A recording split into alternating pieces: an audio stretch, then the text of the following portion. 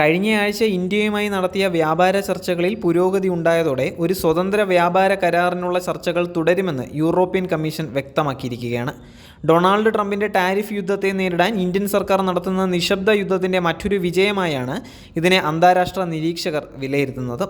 വരുന്ന ആഴ്ചകളിൽ സംഘാംഗങ്ങൾ കൂടുതൽ ചർച്ചകൾ നടത്തുമെന്നും വെർച്വലായും നേരിട്ടുമായുള്ള കൂടുതൽ ചർച്ചകൾ വരും ദിവസങ്ങളിൽ നടക്കുമെന്നും വക്താവ് ഒലോഫ് ഗില്ല് അറിയിച്ചിരിക്കുകയാണ്.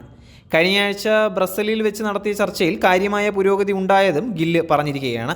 സാധാരണയായി രണ്ട് രാജ്യങ്ങൾ തമ്മിലുള്ള കാർഷിക വ്യാപാരവുമായി ബന്ധപ്പെട്ട ചർച്ചകൾ നടത്തുമ്പോൾ പ്രതിബന്ധം സൃഷ്ടിക്കാറുള്ള സാനിറ്ററി, ഫോട്ടോസാനിറ്ററി നിയമങ്ങളുടെ, അതായത് മനുഷ്യർ, മൃഗങ്ങൾ, സസ്യജാലങ്ങൾ എന്നിവയ്ക്ക് ആരോഗ്യ പ്രശ്നങ്ങൾ ഉണ്ടാക്കിയേക്കാവുന്ന കീടങ്ങൾ, രോഗങ്ങൾ, മാലിന്യങ്ങൾ എന്നിവയെ നിയന്ത്രിക്കുന്നതിനുള്ള നിബന്ധനകളും വ്യവസ്ഥകളും കാര്യത്തിൽ ധാരണയായതായും ഗില്ല് അറിയിച്ചിരിക്കുകയാണ്.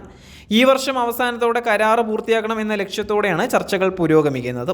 ട്രേഡ് കമ്മീഷണർ മാരോസ് സെഫ്കോവിക്കും ഇന്ത്യൻ വാണിജ്യകാര്യ മന്ത്രി പീയൂഷ് ഗോയലുമാണ് ചർച്ചകൾക്ക് നേതൃത്വം നൽകുന്നത്.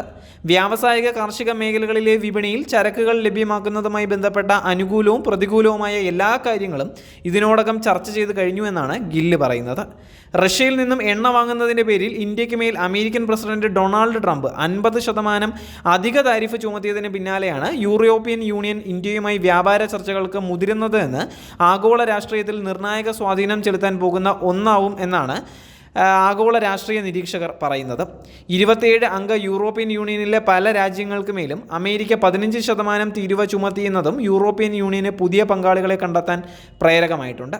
ഇന്ത്യക്കെതിരെ വ്യാപാര സാമ്പത്തിക യുദ്ധം പ്രഖ്യാപിച്ച അമേരിക്കൻ പ്രസിഡന്റ് ഡൊണാൾഡ് ട്രംപിന് മറ്റൊരു തിരിച്ചടിയായി ഗൂഗിളിൻ്റെ മാതൃസ്ഥാപനമായ ആൽഫബറ്റ് ഇന്ത്യയിൽ $15 ബില്യൺ നിക്ഷേപം നടത്തുമെന്ന് പ്രഖ്യാപിച്ചിരിക്കുകയാണ്. ആന്ധ്രാപ്രദേശിലായിരിക്കും ഇത് 12 രാജ്യങ്ങളിലായി വ്യാപിച്ചു കിടക്കുന്ന ഗൂഗിളിൻ്റെ AI സെൻറ്ററുകളുടെ നെറ്റ്വർക്കിൻ്റെ ഭാഗമായ ഈ കേന്ദ്രം വിശാഖപട്ടണത്തായിരിക്കും വരിക. അമേരിക്കയ്ക്ക് പുറത്ത് ലോകത്തിൽ തന്നെ തങ്ങൾക്ക് ഏറ്റവും കൂടുതൽ നിക്ഷേപം നടത്തുന്ന ഏറ്റവും വലിയ AI ഹബ്ബ് ആയിരിക്കുമെന്ന് Google cloud CEO Thomas Kurian പറഞ്ഞിരിക്കുകയാണ്. ഇന്നലെ ഡൽഹിയിൽ നടന്ന ഒരു ചടങ്ങിൽ പങ്കെടുക്കവെയാണ് അദ്ദേഹം ഇത് പറഞ്ഞിരിക്കുന്നത്. അടുത്ത 5 വർഷങ്ങളിലായിട്ടായിരിക്കും ഈ നിക്ഷേപം നടത്തുക. അമേരിക്കൻ കമ്പനികളോട് സ്വന്തം രാജ്യത്ത് നിക്ഷേപം നടത്തുന്നതിന് മുൻഗണന നൽകണമെന്ന് ഡൊണാൾഡ് ട്രംപ് ആവശ്യപ്പെടുന്നതിനിടയിലാണ് ഇത്തരമൊരു നീക്കവും. കുറഞ്ഞ ചെലവും അതിവേഗം വർദ്ധിച്ചു വരുന്ന ഇന്റർനെറ്റ് ഉപഭോക്താക്കളുടെ എണ്ണവും ഇന്ത്യയെ അതിവേഗം ഒരു മികച്ച AI ഡാറ്റാ സെൻറ്ററിന് അനുയോജ്യമായ പ്രദേശമാക്കി മാറ്റിയിരിക്കുകയാണ്. സാങ്കേതിക വിദ്യാരംഗത്തെ പല ഭീമന്മാരും ഇപ്പോൾ അവരുടെ ക്ലൗഡ് AI രംഗത്തെ വിപുലീകരണത്തിന് അനുയോജ്യമായ പങ്കാളിയായി കാണുന്നത് ഇന്ത്യയെ തന്നെയാണ്.